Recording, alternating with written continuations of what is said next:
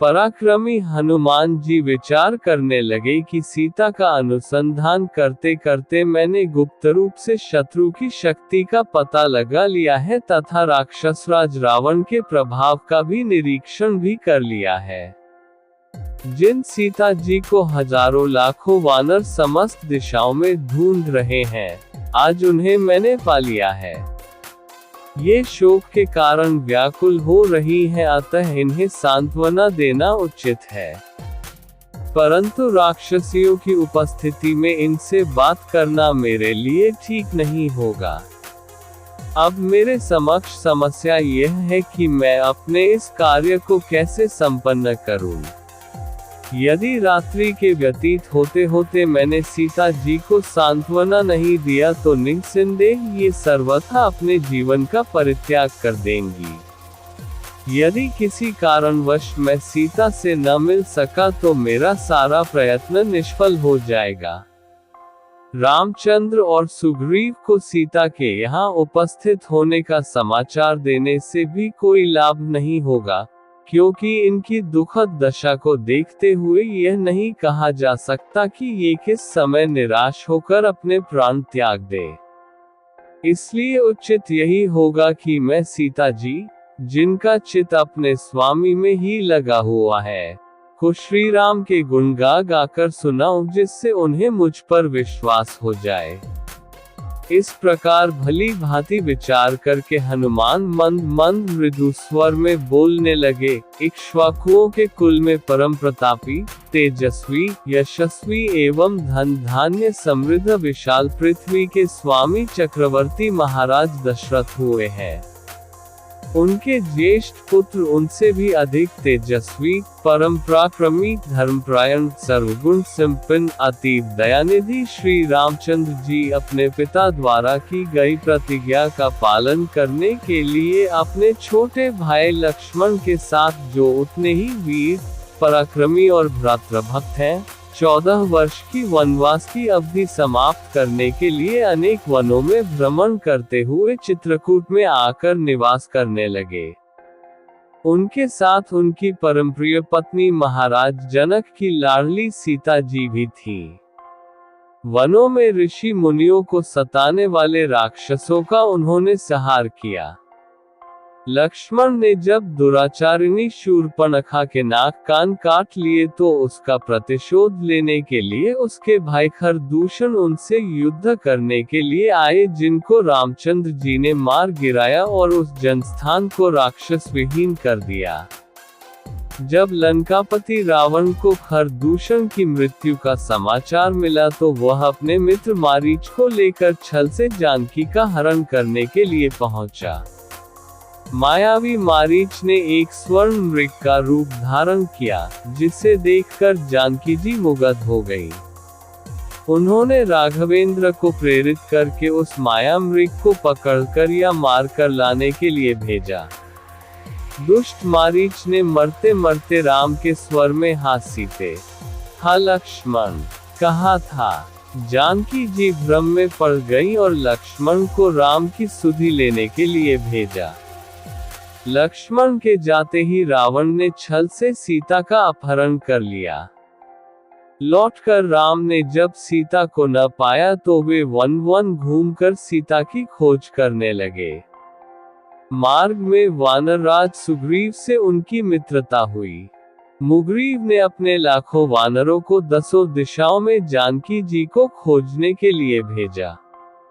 मुझे भी आपको खोजने का काम सौंपा गया। मैं 400 कोस चौड़े सागर को पार करके यहाँ पहुँचा हूँ। श्री रामचंद्र जी ने जानकी जी के रूप, रंग, आकृति, गुणों आदि का जैसे वर्णन किया था, उस शुभ गुणों वाली देवी को आज मैंने देख लिया है। इतना कहकर हनुमान चुप हो गए। उनकी बातें सुनकर जनकनंदिनी सीता को विस्मययुक्त प्रसन्नता हुई। जब उन्होंने ऊपर नीचे तथा इधर उधर दृष्टिपात किया तो शाखा के भीतर छिपे हुए विद्युतपुंज के सामन अत्यंत पिंगल वर्ण वाले श्वेत वस्त्रधारी हनुमान जी पर उनकी दृष्टि पड़ी।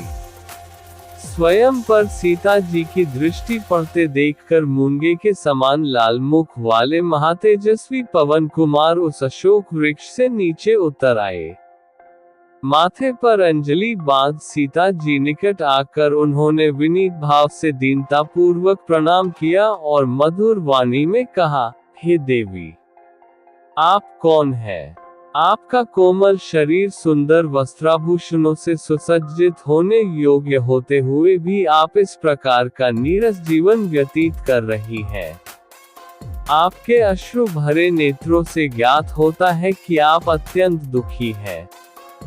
आपको देखकर ऐसा प्रतीत होता है कि आप आकाशमंडल से गिरी हुई रोहिणी है। आपके शोक का क्या कारण है? कहीं आपका कोई प्रियजन स्वर्ग तो नहीं सिधार गया? कहीं आप जनकनंदिनी सीता तो नहीं है जिन्हें लंकापति रावण जनस्थान से चुरा लाया है?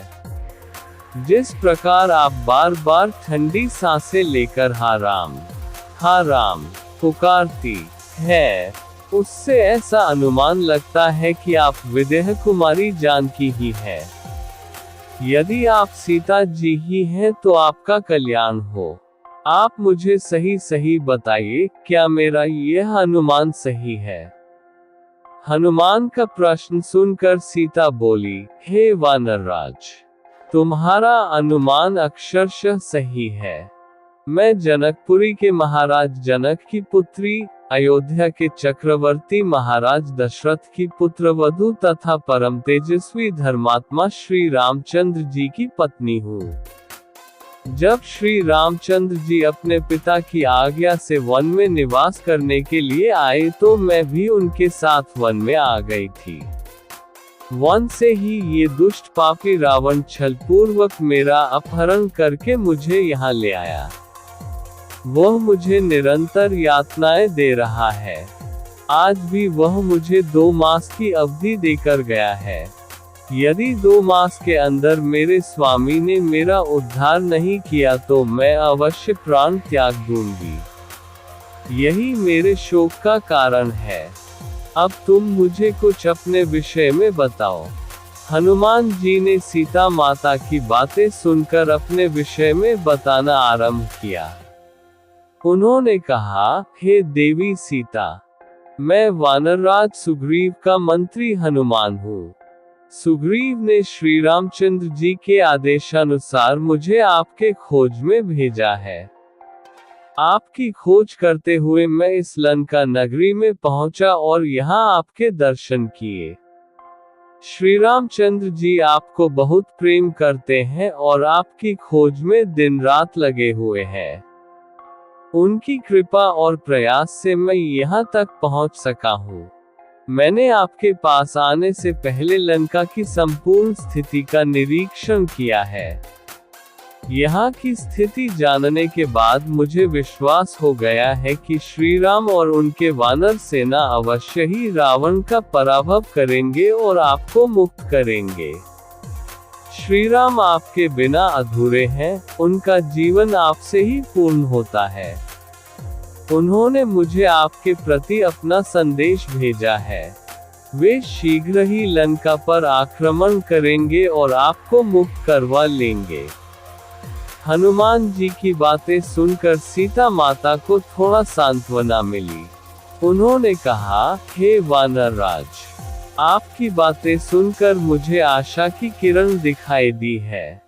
मुझे विश्वास है कि श्री राम अवश्य ही मुझे इस दुष्ट रावण के बंधन से मुक्त करेंगे। आप मेरे स्वामी को मेरा संदेश दें और उन्हें बताएं कि मैं यहाँ किस कठिनाई में हूँ। हनुमान जी ने सीता माता को आश्वस्त किया और कहा, हे माता, मैं अवश्य ही आपके संदेश को श्री राम तक पहुँचाऊंगा। आप धैर्य रखें और विश्वास रखें कि आपका उद्धार शीघ्र ही होगा। अब मैं आपसे विदा लेता हूँ और शीघ्र ही आपके स्वामी को आपके समाचार पहुँचाऊंगा। हनुमान जी ने सीता माता को प्रणाम किया और वापस लौटने के लिए अशोक वाटिका से बाहर निकलने लगे। सीता माता ने हनुमान जी को आशीर्वाद दिया और उनके शीघ्रता से सफल होने की कामना की। हनुमान जी ने तेजी से वापस लौटकर श्री रामचंद्र जी को सीता माता के समाचार दिए और उन्हें लंका पर आक्रमण की तैयारी करने के लिए प्रोत्साहित किया।